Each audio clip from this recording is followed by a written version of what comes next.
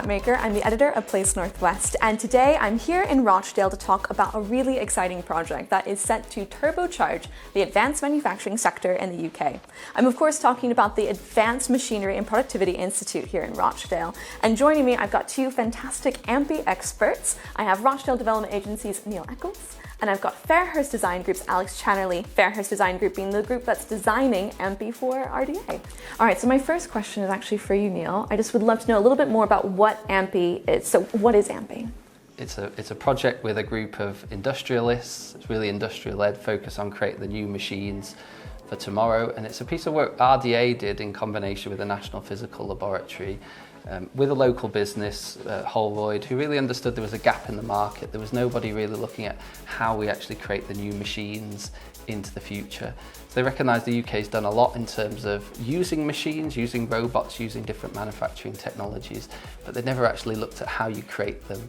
So they read the Made Smarter report, which was produced by Jürgen Meyer. This is a group of industrialists, and really said we should get together and do something about this. And this is something RDA has been helped develop and work with the industrialists. And we were lucky we supported the National Physical Laboratory winning a Strengthen Places bid.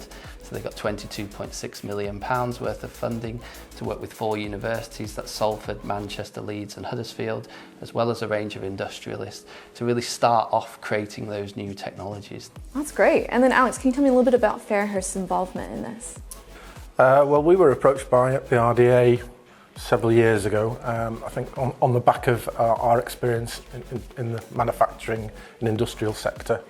We've got over 20 years experience doing these types of buildings, particularly buildings for innovation and collaboration.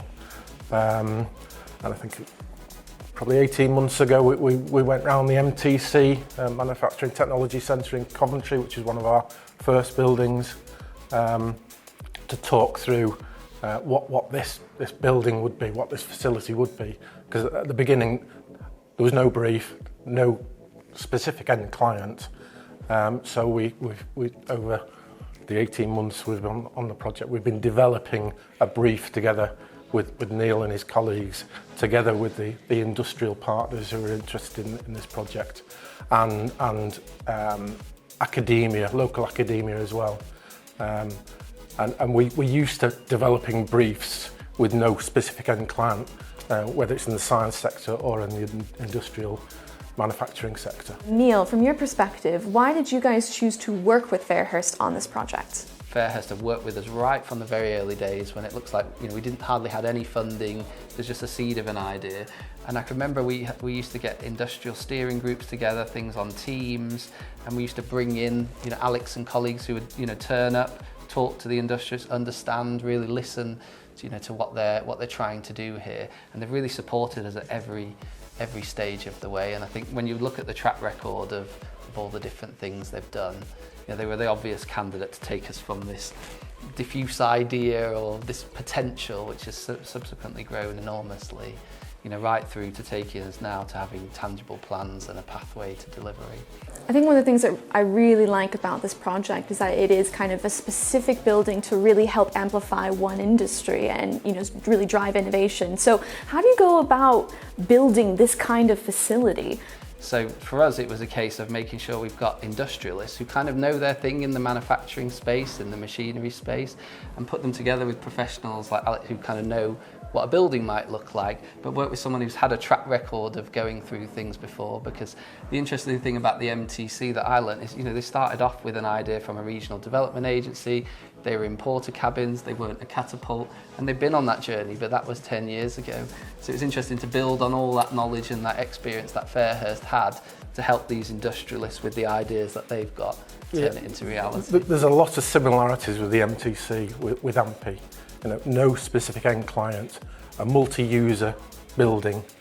One of the first buildings on the business park at Kingsway, and having industrialists' input and academia input to develop a brief from nothing. It sounds like it's a lot of meetings and a lot of listening that goes into when you're designing and building this kind of facility. It is. It's a lot of meetings with the various stakeholders. It's visiting examples around the country, not just innovation type buildings, it's the manufacturing and the research and development facilities, speaking to those people who run those types of buildings. You know, what would they want to see in the AMPI building? How do they see it working? And filtering all those inputs into a brief and a logical answer to the original question of what is AMPI? Yeah, and I guess like going back to that, it's about making this dream building for this sector, and it sounds great that you've gone through so much collaboration and listening and hearing and speaking with stakeholders. I just want to talk about where that sits in terms of the greater Manchester picture. So where does AMPI fit into those things? Neil, you mentioned Adam Valley briefly, so AMPI is part of Adam Valley, correct? Yeah, so I mean, in combination with this work with AMPI, where the industrialists are getting together, effectively there's Bury, Rochdale and Oldham have come together to form a mayoral development zone. So Andy Burnham is in charge of it, and it's trying to get 3 strategic sites, one of which is Kingsway, which is where this building's going to be located, Stake Hill and Northern Gateway. And it's really looking at where Greater Manchester's developed. You will have seen in the last 10 years there's been a huge investment on the Oxford Road corridor, you know, around life sciences, around advanced materials research, because Salford University putting lots of money into Energy House, into the NERIC, the Robotics Institute there. So you can see all that stuff starting to build up, but the thing that's missing is where does that get translated, where does that get commercialised then? So we've done all the early stage research, and it's similar to how you approach a building when, you know, let's talk about REBA 1 and having some of this brief and having some of the strategic definition. What we've done is come up with the early ideas in terms of academia. You think of that blue sky thinking, but we haven't had a place in Greater Manchester where we can start to commercialise and translate that. Certainly not at scale. You can do it in smaller scale in the city centre. So Andy Burnham's very looked at how does he level up Greater Manchester in the context of closing a productivity gap. We know there's a north-south divide, but he reckons there's a north-south divide in Greater Manchester, and he can close that there. And it's essential that projects like AMPI and like the building we're talking about are realised, because they start to create high-value manufacturing jobs in the area that can start to raise the productivity and the local economy of the area.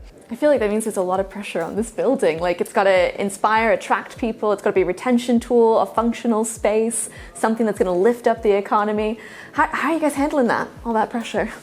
It's a challenge, but an exciting challenge. You know, as architects, you know, that's what we want to do. You know, we want to produce buildings which inspire and give something back to the community and the industry. Now, I think one of the key objectives is to make the building as flexible as possible. It's always an aspiration for all buildings, really, but this type of building, it's a must. You know, we can't design specific spaces for specific activities for specific end users. All the spaces have to be able to be multifunctional, adaptable and flexible, because this type of building changes over its lifespan. So for example, we've got a specific mix of office type space and workshop type space, but as the building progresses in its lifespan, that mix will change depending upon the companies that come and work in the building, what they're working on and how their projects evolve. So we need to make spaces flexible within the budget. You can make spaces highly flexible, but obviously there's cost, so there's a balance between cost and flexibility and adaptability, but that is one of the key elements in designing this type of building. I have to say that I think that just about wraps us up, but thank you guys so much for joining me. Alex, Neil, you were fantastic. Thanks again. And if you want to know more about what's going on with AMPI and the rest of Adam Valley, check out adam-valley.co.uk. And if you want to know more about Fairhursts Design Group and the great work that they're doing in the Northwest and across England, check out fairhursts.com.